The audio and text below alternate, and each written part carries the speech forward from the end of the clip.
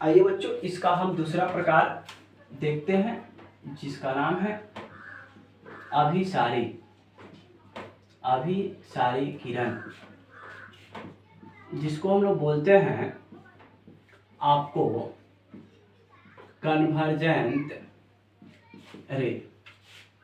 ठीक है बच्चों, अब कन्वर्जेंट रे होता क्या है? तो ये होता है कि विभिन्न दिशाओं से जो किरणें एक बिंदु पर मिलती हो। ठीक है प्यारे बच्चों, कि वैसा ये होता है कि जिसमें विभिन्न दिशाओं से निकलने वाली किरण जो है एक बिंदु पर आकर मिल जाती है। जैसे देखना बच्चों, ये बिंदु है, इधर से किरण आकर यहाँ पर मिली, फिर इधर से किरण गई, फिर इधर से किरण गई, तो इसको हम क्या कहेंगे? आपको अभिसारी किरण पुंज कहेंगे।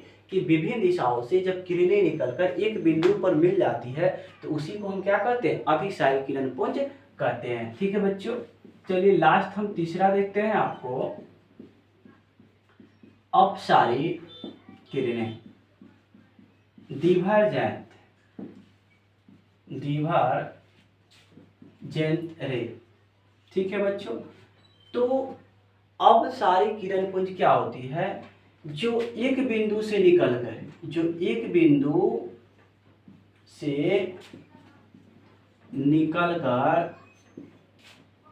भिन्न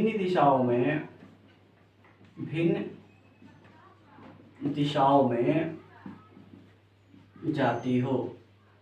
जैसे आप लोग देख सकते हो तरच का लाइट, जैसे आप लोग देखिए तरच हो गया, मान लीजिए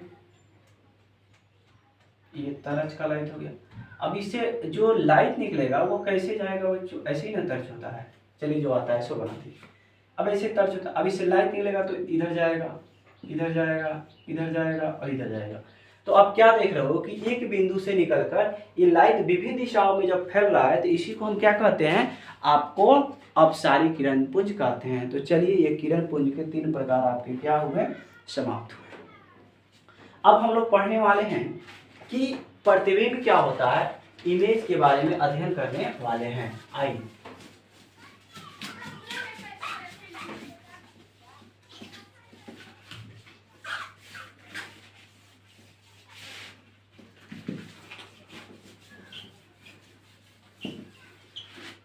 तो प्यारे बच्चों, आज हम देखने वाले हैं कि प्रतिबिंब होता क्या है।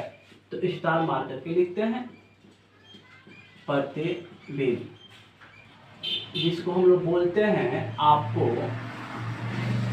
ठीक है, ये आपको हम क्या पढ़ा रहे हैं? प्रतिबिंब पढ़ा रहे हैं, जिसको हम लोग बोलते हैं बाबू इमेज बोलते हैं। ठीक है, यहाँ पर हम देखते हैं इमेज। प्रतिबिंब क्या होता है तो समझिएगा, किसी बिंदु स्रोत से, जैसे मान लीजिए ये आपको एक कोई मिरर दिया हुआ है, एक किरण यहाँ से आई और ये परावर्तन होने के बाद यहाँ से गुजर गई। हम एक दूसरी किरण लेते हैं जो मान लीजिए इसके ध्रुव पर आई और ऐसे निकल गई। तो ये जहाँ पर कतती है उसी को हम क्या कहते हैं? प्रतिबिंब कहते हैं। मतलब किसी बिंदु स्रोत से आ रही प्रकाश की किरणें, परावर्तन या अपवर्तन के बाद जिस बिंदु पर कतती है या कतती हुई प्रतीत होती है उसी बिंदु पर वस्तु के इमेज प्रतिबिंब का निर्माण होता है। तो आ गया होगा समझ में? तो चलिए लिखिएगा आप लोग कि इसमें हम लिख सकते हैं कि किसी बिंदु स्रोत से आ रही ऐसे ठीक है, आ रही प्रकाश की किरणें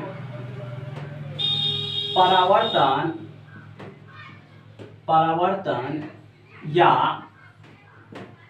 अपवर्तन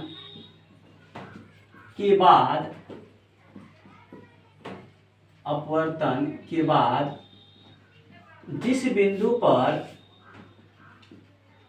कतती है वही प्रतिबिंब बनता है। ठीक है बच्चों, आप कह सकते हैं कि किसी बिंदु स्रोत से आ रही प्रकाश की किरणें परावर्तन या अपवर्तन के बाद जिस बिंदु पर कटती है या कटती हुई प्रतीत होती है उसी को हम क्या कह सकते हैं, आपको प्रतिबिंब कह सकते हैं। जैसे हम लोग देख रहे हैं, ये कोई मान लीजिए ये कोई दर्पण है, यहाँ से प्रकाश की किरण चली और परावर्तन या अपवर्तन के बाद इस बिंदु पर कटी, तो जहां पर ये किरणें कटी उसी को हम क्या बोलते हैं, आपको इमेज कह सकते हैं, प्रतिबिंब कह सकते हैं। आइए अब हम देखते हैं इस इमेज को कितने भागों में बांटते हैं। तो जो हमारा इमेज है, आपको इस इमेज को हम दो भागों में बांटे हुए हैं। एक होता है आपका वास्तविक प्रतिबिंब, वास्तविक प्रतिबिंब जिसको हम रियल इमेज भी बोल सकते हैं, रियल इमेज। ठीक है बच्चों, तो प्रतिबिंब दो प्रकार के होते हैं, एक वास्तविक प्रतिबिंब होता है जिसको हम इंग्लिश में रियल इमेज बोलते हैं, और एक जो है आपका काल्पनिक प्रतिबिंब होता है, काल्पनिक प्रतिबिंब जिसको हम लोग वर्चुअल, ठीक है बच्चों, वर्चुअल इमेज कहते हैं, वर्चुअल इमेज कहते हैं। अब समझिएगा कि वास्तविक प्रतिबिंब क्या है और काल्पनिक प्रतिबिंब क्या है, इसको समझने की कोशिश करते हैं। अब जैसे मान लीजिए ये मिरर हो गया, अब वास्तविक प्रतिबिंब उसको कहते हैं जैसे ये किरण चली, तो ये आपको रियल किरण है, तो जो वास्तविक किरणों के कतान से जो प्रतिबिंब बनता है उसे वास्तविक प्रतिबिंब कहते हैं। और जो काल्पनिक किरणों, जैसे काल्पनिक की बात करें तो आपको काल्पनिक देखिए ये होता है आपका काल्पनिक। अब इसमें देखिए किरण गई, ये तो मान लीजिए प्रिंसिपल एक्सिस है, अब इसका तो रिफ्लेक्शन इसी दिशा में हो गया, तो इमेज बनेगा कहाँ, तो इमेज बनाने के लिए हम इसको कल्पना करते हैं तो जाकर ये करता है, तो काल्पनिक किरणों के कतान से बने प्रतिबिंब को काल्पनिक प्रतिबिंब और वास्तविक किरणों के कतान से बने प्रतिबिंब को वास्तविक प्रतिबिंब कहते हैं। मेरे प्यारे बच्चों, आपको समझ में आया होगा कि वास्तविक प्रतिबिंब मतलब वास्तविक किरणों के कतान से बने प्रतिबिंब, काल्पनिक का मतलब जो काल्पनिक किरणों के कतान से बने उसे काल्पनिक प्रतिबिंब कहते हैं। अब कुछ और हम लोग देखते हैं कि बच्चों वास्तविक प्रतिबिंब जो है ना हमेशा उल्टा बनता है, ये बातें आप लोग याद रखिए। मान लो कभी डिफरेंस लिखने को आ रहा है, वास्तविक प्रतिबिंब हमेशा क्या बनता है, उल्टा बनता है, ठीक है ना, और ये बड़ा, छोटा तथा वस्तु के बराबर भी बनता है। और काल्पनिक प्रतिबिंब खास बात है, ये हमेशा सीधा बनता है और हमेशा ये छोटा ही बनता है, ये कभी बड़ा नहीं बन सकता, ठीक है ना। छोटा और समतल दर्पण में आपको ये बराबर बनता है, ठीक है ना। तो वास्तविक प्रतिबिंब हमेशा उल्टा बनता है जबकि काल्पनिक प्रतिबिंब हमेशा सीधा बनता है। वास्तविक प्रतिबिंब को आप किसी पर्दे पर भी उतार सकते हो, लेकिन काल्पनिक प्रतिबिंब को आप नहीं उतार सकते हो। वास्तविक प्रतिबिंब हमेशा दर्पण के सामने बनता है जबकि काल्पनिक प्रतिबिंब हमेशा दर्पण के पीछे बनता है, ठीक है। तो यहाँ तक आपको समझ में आ गया कि प्रकाश, किसी बिंदु स्रोत से आ रही प्रकाश की किरणें परावर्तन या अपवर्तन के बाद जिस बिंदु पर कटती है या कटती हुई प्रतीत होती है प्यारे बच्चों, उसी को हम प्रतिबिंब कहते हैं, ठीक है। प्रतिबिंब दो प्रकार के होते हैं, वास्तविक प्रतिबिंब और काल्पनिक प्रतिबिंब, रियल इमेज और वर्चुअल इमेज। वास्तविक किरणों कतान से बने प्रतिबिंब को वास्तविक प्रतिबिंब और काल्पनिक किरणों कतान से बने प्रतिबिंब को काल्पनिक प्रतिबिंब। वास्तविक प्रतिबिंब हमेशा उल्टा बनता है और ये काल्पनिक प्रतिबिंब बच्चों हमेशा सीधा बनता है और ये हमेशा छोटा बनता है, अब वह छोटा, बड़ा तथा बराबर भी बन सकता है। चलो बच्चों आगे देखते हैं।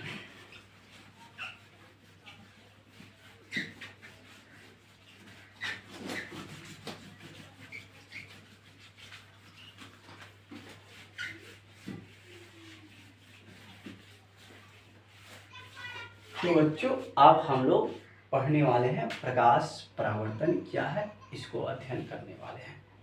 तो मेरे प्यारे बच्चों आप लोग लिखिएगा प्रकाश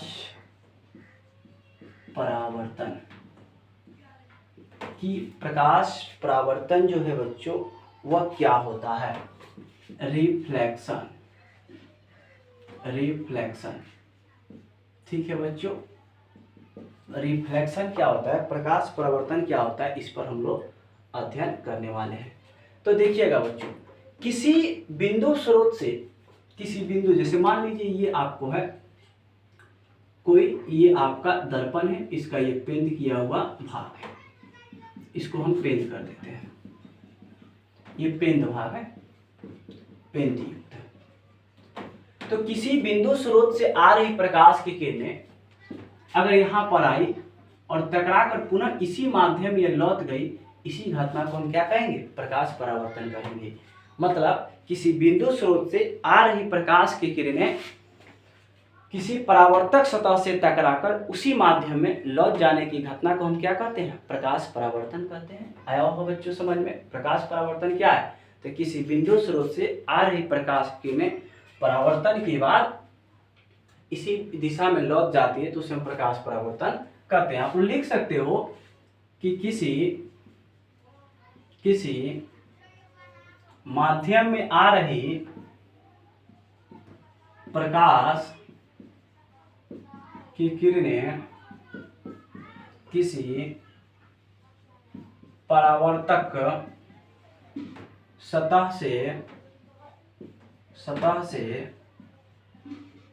टकराकर पुनः उसी दिशा में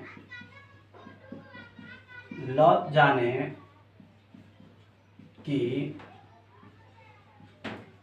घटना को प्रकाश परावर्तन कहते हैं। तो प्यारे बच्चों, आपको समझ में आया कि किसी माध्यम में आ रही प्रकाश की किरणें किसी परावर्तक सतह से टकराकर पुनः उसी दिशा में लौट जाने की घटना को हम क्या कहते हैं, प्रकाश परावर्तन कहते हैं। कोई दिक्कत? अब देखना बच्चों, प्रकाश का परावर्तन दो तरीकों से होता है, ठीक है ना। अगर यहाँ पर हम लोग पढ़ते हैं, चलिए इसको हम लोग फ्रेश करने के बाद पढ़ते हैं।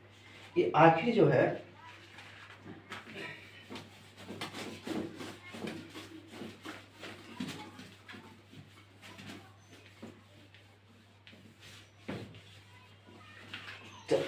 अब देखते हैं हम प्रकाश का परावर्तन। प्रकाश परावर्तन दो तरीकों से होता है, ठीक है बच्चों। प्रकाश का परावर्तन दो तरीकों से होता है। जैसे एक में हम बोले तो नियमित परावर्तन,